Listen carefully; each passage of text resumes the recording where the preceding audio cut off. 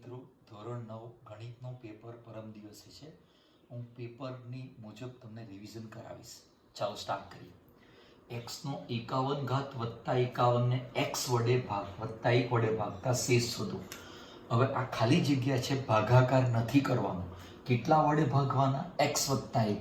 તો એક્સ વત્તા 1 બરાબર 0 મૂકી દો. જેટલા વડે ભાગવાના બરાબર 0, એટલે એક્સ બરાબર -1. એટલે મને એક્સની કિંમત મળી છે. ચાલો જ્યાં જ્યાં એક્સ તા -1 મૂકી દો એટલે -1 નો 51 વત્તા 51. જરા જોઈ લો, ઋણ સંખ્યાનો એકી ઘાત એટલે -1 આવશે અને વત્તા 51 તો આપણો સીધો જવાબ 50 આવશે. એટલે આનો આન્સર 50 આવશે. ચાલો દાખલો બીજો, બહુપદી. એક્સ વત્તા 2 વડે ભાગતા શેષ શોધો. ખાલી જગ્યા છે એટલે તરત જ એક્સ વત્તા 2 વડે ભાગવાના. તો એક્સ વત્તા 2 બરાબર 0, એક્સ બરાબર -2. ચાલો એક્સની કિંમત મૂકી દો. -2 નો 3 ઘાત વત્તા 4, -2 નો વર્ગ વત્તા 4, -2 અને -3. ઋણ સંખ્યાનો એકી ઘાત માઇનસ વત્તા 4, ચાલો બેકી ઘાત પ્લસ -8 અને -3. આ -3. ચાલો -8 4 ચોક 16 અને -8 -3. 16 8 8 કેન્સલ, 8 ને 8 16, -3 એટલે આપણો જવાબ -3 શેષ આવશે.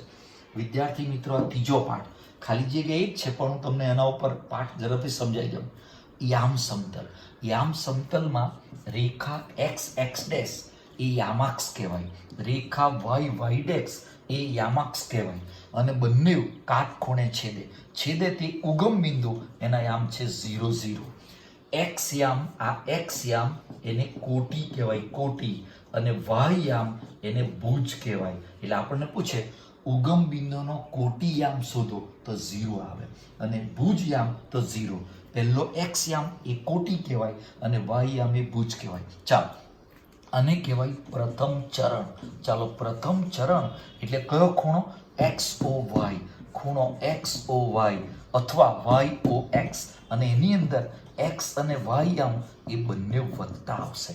આ એક્સ વત્તા ને વાય વત્તા. ચાલો ચરણ બીજું, આ બીજું ચરણ એક્સ ડેશ ઓ વાય, ખૂણો એક્સ ડેશ ઓ વાય, એમાં એક્સ વાય યામ એની અંદર એક્સ માઇનસ અને વાય પ્લસ આવશે. ચાલો ચરણ ત્રીજું, ખૂણો X dash O Y dash, અને એમાં એક્સ વાય બરાબર બંને માઇનસ આવશે. આ એક્સ પણ માઇનસ, વાય પણ. અને ચરણ ચોથું એક્સ વાય, એમાં એક્સ વત્તા અને વાય ઓછા. એટલે કે આ રીતે યામ સમતલમાં તમને એનો ખ્યાલ આવવો જોઈએ. હવે આપણને એક પ્રશ્ન પૂછો. ચલો 3 આ પ્રશ્ન -2 5 એ ખાલી જગ્યા ચરણમાં છે, તો એક્સ યામ માઇનસ છે અને વાય યામ પ્લસ છે, તો ઓછા વત્તા શોધી કાઢો. તો ઓછા વત્તા એટલે ચરણ કોણ? બીજું, એટલે કે આ દ્વિતીય ચરણમાં છે. આ રીતે આપણે આન્સર આપી શકીએ. વિદ્યાર્થી મિત્રો આગળ હવે શું કહ્યું સમજો. આ બહુપદીને x - 5 વડે નિશેષ ભાગી શકાય તે માટે કેટલા ઉમેરવા પડે? તો એવું જ સેમ x - 5 બરાબર 0, એટલે કે x બરાબર 5. ચાલો જ્યાં જ્યાં x તા 5 મૂકી દો. 5 નો ઘન -5, 5 નો વર્ગ વત્તા 5 અને -8, એટલે કે 125. -5 25 વત્તા 5 -8, એટલે કે 125 ઓછા 125 ઓછા 3 કેન્સલ, -3. આટલી શેષ વધી. હવે આમાં હું કેટલા ઉમેરું? તો નિશેષ એટલે 0 શેષ આવે. તો આમાં હું 3 ઉમેરું તો જવાબ 0 આવે, એટલે કે મારે 3 ઉમેરવા પડે. એટલે જેટલી શેષ વધે એ ઉમેરવાનું માંગે તો વિરોધી લેવાનો, અને સપોઝ કેટલા બાદ કરવાનું કહે તો એ જેટલો હોય એટલું બેઠું બાદ કરો, જવાબ બેઠા આવી જશે. ચાલો હવે આ જોજો બરાબર. આ આપણું સંભાવના. જાન્યુઆરી માસ, મે માસ, હમણાં ચાલે છે આપણો ઓગસ્ટ મહિનો, જુલાઈ, એ બધાના 31 દિવસ છે.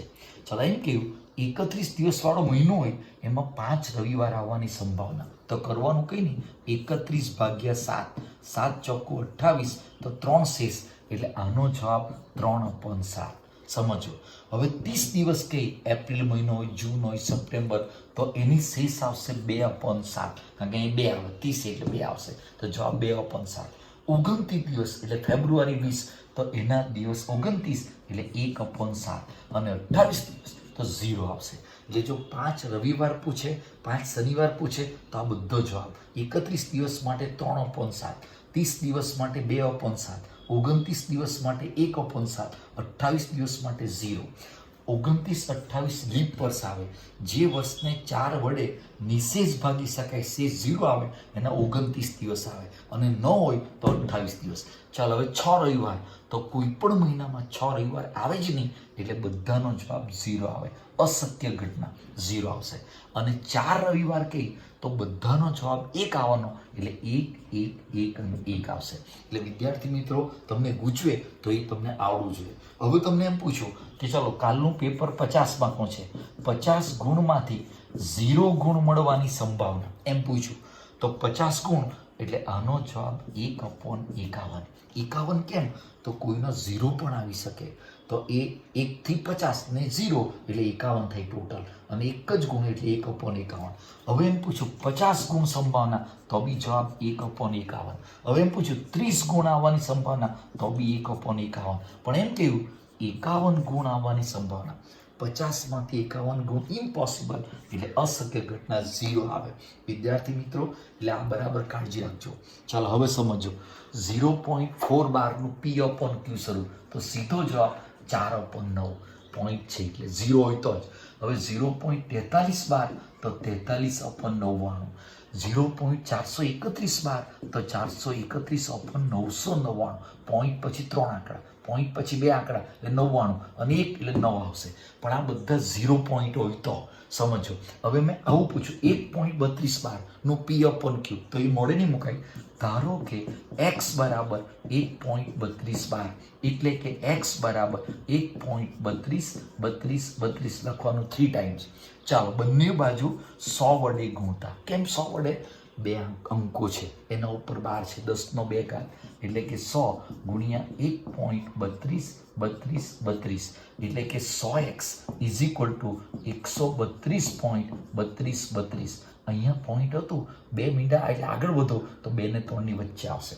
ચાલો x બાદ કરો, 100x ઓછા x બરાબર 132.32 અને માઇનસ x, એટલે કે 99x is equal to 132.32 minus x ની વેલ્યુ, તો 1.32. ચાલો 32 બેઠા એટલે કે 0.01 જ લખજો. 132 એટલે 131, એટલે કે 99x બરાબર 131, માટે x બરાબર 131/99. આ રીતે તમે દાખલાની ગણતરી કરી શકો. વિદ્યાર્થી મિત્રો, ખાસ કરીને ગણિતમાં તમારું પહેલું પાઠ છે, બીજો પાઠ છે, ત્રીજો આલેખનો પાઠ છે, અને એક પાઠ તમારો 5મો પાઠ છે, અને સંભાવના છે. એટલે બરાબર કાળજી રાખજો. અને ખાસ કરીને હવે રિવિઝન વિડીયો સ્ટાર્ટ થયા છે, તો એ જરા કાળજી લઈને બરાબર ગણતરી કરજો.